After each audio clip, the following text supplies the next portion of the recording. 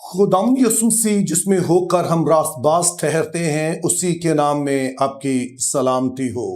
वैसे तो बाइबल मुकद्दस में लातादाद अहकामात पाए जाते हैं, लेकिन उन सभी का निचोड़ यीशु मसीह ने यूं बयान किया कि तो खुदावंद अपने खुदा से अपने सारे दिल, अपनी सारी जान, अपनी सारी अक्ल और ताकत से मोहब्बत रख और अपने पड़ोसी से अपनी मानिद मोहब्बत रख। जब खुदा से मोहब्बत की बात की जाए तो इससे मुराद ये होती है कि सिर्फ हम एक ही खुदा की इबादत करें, जैसा कि बाइबल मुकद्दस में बताया गया है, किसी और को इसमें शरीक ना करें। और खुदा से मोहब्बत का एक इजहार ये भी है कि खुदा को अपना बड़ा जानकर हम उसके ताबे रहें, उसके अहकाम की पैरवी करें। और जहाँ तक पड़ोसी से मोहब्बत की बात है तो इससे मुराद है कि हमने नस्ल इंसानी के लिए हमेशा भलाई का सोचना है, उनके हकूक उनको देने हैं। उस वक्त भी कि जब हमारे हकूक शायद कुछ रह भी जाएं तो हमने देखना है कि हमारी वजह से किसी दूसरे के हकूक सुलभ ना हो। तो खुदा ने बनी इसराइल को यही अहकाम देकर मुल्क मौदा में रखा ताकि वहां पर वो खुदा का किरदार जाहिर करें। जब वो इन अहकाम पर अमल करेंगे तो इससे खुदा की ज़ात, उसकी किरदार के मुख्तलिफ पहलू उजागर होंगे। लेकिन हम देखते हैं कि जब यशुआ मुल्क मौदा को तो फतह कर लेता है और फिर बनी इसराइल को उस मुल्क में पहुंचा देता है, तो अगली किताब कुज़ात हमें बताती है कि बनी इसराइल इस पर कभी भी पूरी तरह से अमल ना कर पाए, ना ही वो खुदा से मोहब्बत कर पाए और ना ही वो पड़ोसी से मोहब्बत कर पाए। और दरअसल कुज़ात की किताब के आखिर में दो ऐसे वाक़यात बताए गए हैं जिनसे पता चलता है कि बनी इसराइल बदतरीन अंदाज में खुदा की पैरवी करने में, खुदा के साथ अपना रिश्ता निभाने में नाकाम रहे। कुज़ात 18 बाब में आप पढ़ते हैं कि बनी इसराइल का एक कबीला जिसका नाम दान है, वो अपने लिए एक बुत रख लेता है, अपने लिए अलग से काहिन रख लेता है और फिर उस बुत की वो पूजा शुरू कर देते हैं। और फिर 20वें बाब में बताया गया कि जो पड़ोसी से मोहब्बत है, दूसरों के हकूक का ख्याल रखना है, दूसरों के हकूक का तहफ़्फ़ुज़ करना है, उसमें भी बनी इसराइल का एक कबीला इज्तिमाई तौर पर बुरी तरह नाकाम होता है। तो जब आप कुज़ात 19 बाब पढ़ते हैं तो पता चलता है कि एक शख्स है जो कि लावी के कबीले से है, तो वो अपनी बीवी को लेकर बैतलहम से वो अपने इलाके इफ्राइम में जा रहा है। रास्ते में रात हो जाती है और वो बिन्यामीन का एक इलाका है जिबा, वहाँ पर वो रुक जाता है। वहाँ पर वो रात गुजारने के लिए पहले तो उसे कोई अपने घर में जगह नहीं देता है, हालांकि उसके साथ एक खातून भी है, नौकर भी है। और फिर जब उसके घर में एक शख्स आकर उसे अपने घर में जगह दे ही देता है तो फिर रात को उस शहर के मर्द इकट्ठे होकर आ जाते हैं। पहले तो वो कहते हैं कि हमने इस शख्स के साथ, यानी जो लावी है, इसके साथ ज्यादती करनी है, लेकिन जो इस लावी का मेज़बान होता है वो उन्हें मना करता है कि ऐसा जो मकरूह काम है ना करो। लेकिन बहरहाल जो बाद में उस लावी की बीवी है उसको जब उसे दे दिया जाता है तो वो रात भर वहाँ के मर्द उसके साथ ज्यादती करते हैं और वो खातून मर जाती है। अब वैसे तो आजकल खबरों में हम इतनी मकरूह खबरें सुनते हैं कि शायद हमें इसकी शिद्दत का अंदाजा ना हो कि ये किस कदर मकरूह अमल था, लेकिन उस जमाने के लिहाज से और ख़ास तौर पर अगर आप खुदा के लोग हैं, खुदा ने आपको वाज़े तौर पर अहकाम दिए हैं, तो ये वाला अमल दरअसल खुदा के समझे कि तमाम अहकामात की नफ़ी था। पहले नंबर पर तो खुदा ने वाज़े तौर पर कहा तो ज़िना ना करना, तो अब यहाँ पर इस खातून के साथ इज्तिमाई ज़्यादती की गई और फिर इस इज्तिमाई ज़्यादती के नतीजे में वो खातून मर भी गई। और बाइबल मुकद्दस कहती है तो खून ना करना, तो फिर इस मुआशरे के लोगों ने उसका खून भी किया। फिर वो बाइबल मुकद्दस इस बात के लिए भी कहती है तो अपने पड़ोसी की किसी चीज़ का लालच ना करना, जिसमें तो चोरी ना करना, यानी कि किसी की चीज़ हथिया ना लेना। तो हम देखते हैं कि जब इन्होंने लावी की बीवी को लेकर उसके साथ से सारा कुछ किया तो इन अहकाम की भी नफ़ी की गई। तो पड़ोसी से मजमूई तौर पर हम देखते हैं कि जो पड़ोसी से मोहब्बत है उसके बरक्स सब कुछ किया गया। उसके जो लावी है, जो कि परदेसी है, उसके हकूक का तहफ़्फ़ुज़ नहीं किया गया। और फिर जैसे मैंने इस वीडियो के शुरू में कहा कि खुदा से मोहब्बत का एक अंदाज ये भी है कि हम उसके अहकाम की पैरवी करें। तो जब इन्होंने पड़ोसी से मोहब्बत का इनकार कर दिया तो दरअसल इन्होंने खुदा से मोहब्बत का भी इनकार किया, चूँकि इन्होंने खुदा के वाज़े अहकाम को नहीं माना। तो इसी सबब से ये वाला जो वाक़या है वो इसराइल की रूहानी और अखलाकी गिरावट का बदतरीन नमूना समझा जाता है। लेकिन बदकिस्मती से सिलसिला सिर्फ यहीं तक नहीं रुकता है, उसके बाद जो कुछ हुआ वो और भी ज्यादा मकरूह था कि इस शख्स ने, जो लावी है, इसने अपनी उस बीवी के जो बदन है, जो डेड बॉडी है, उसके 12 टुकड़े किए और उसको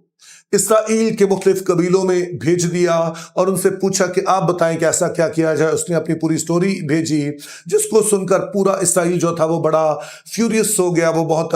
गज़बनाक हुए और उन्होंने कहा कि ज़रूर हमें बिन्यामीन से बात करनी चाहिए कि उन लोगों ने जिन्होंने इस ज़्यादती की है उनका मुहासबा किया जाए, उनको इंसाफ के कटहरे में लिया जाए, उन्हें सज़ा दी जाए। लेकिन बिन्यामीनी जो है वो इस बात से इनकारी होते हैं, वो सज़ा देना नहीं चाहते हैं, जिससे पता चलता है कि वो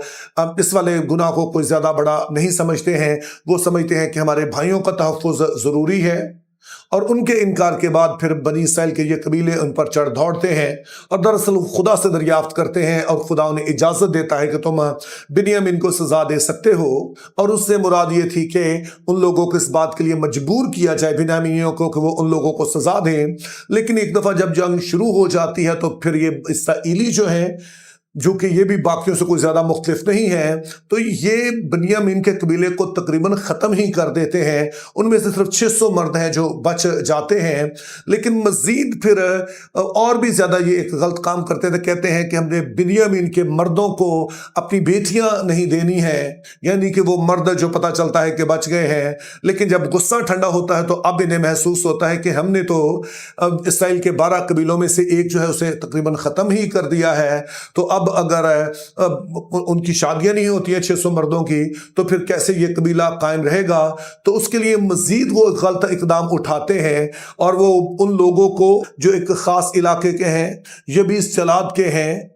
वहां के वो तमाम लोगों को कत्ल कर देते हैं और उनके लिए, इन मर्दों के लिए नौजवान लड़कियां लेकर आते हैं, जिससे आप अंदाजा लगा सकते हैं कि ये भी हर तरह से जुल्म ही था। और यहां पे मैं बताना चाहूंगी ये खुदा की मर्जी से नहीं कर रहे हैं, खुदा ने सिर्फ इतनी इजाजत दी थी कि तुम बिन्यामीन के कबीले को पनिश कर सकते हो। लेकिन इन्होंने फिर, चूंकि ये खुद भी खुदा से वाकिफ नहीं है और इंसाफ करने की बजाय ये जुल्म की हद तक चले गए और उसके बाद उस वाले इलाके के मर्दों हजरात को कत्ल कर देते हैं और कवारियों को लेकर आते हैं। और जब वो भी बीवियां पूरी नहीं पड़ती हैं तो फिर जब कुछ खवातीन मेले पे आई होती हैं तो ये 11 कबीले इन बिन्यामीनी जो मर्द बच के इनको इजाजत देते हैं कि आप वहां से उठा लें, चूंकि अपनी मर्जी से तो कोई भी आपको अब अपनी बेटी नहीं देगा, चूंकि सारे कबीलों ने कसम खाई हुई है।